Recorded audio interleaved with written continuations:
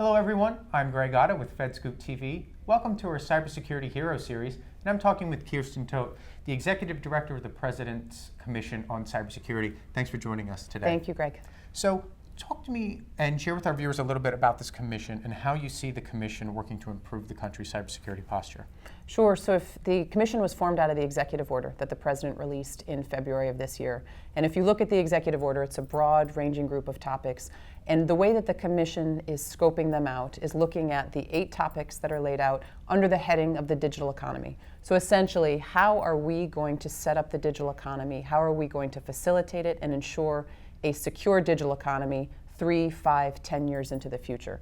This will be a forward-looking report in setting up the digital economy and in supporting the infrastructure in this country, both in the public and private side, to do so.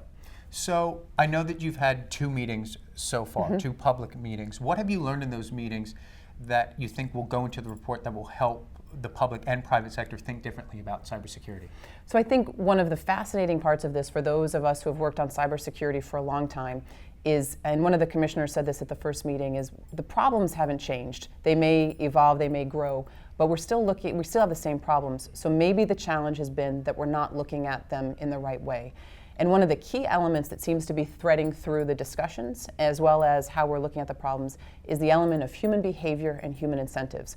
So when we're addressing cybersecurity, we tend to look at technologies. How are the technologies being identified? What are the most effective technologies? And certainly technology is a key part of this, but the human element and the people element of this is critical. And so I think as we position this report and as we're drafting it, my sense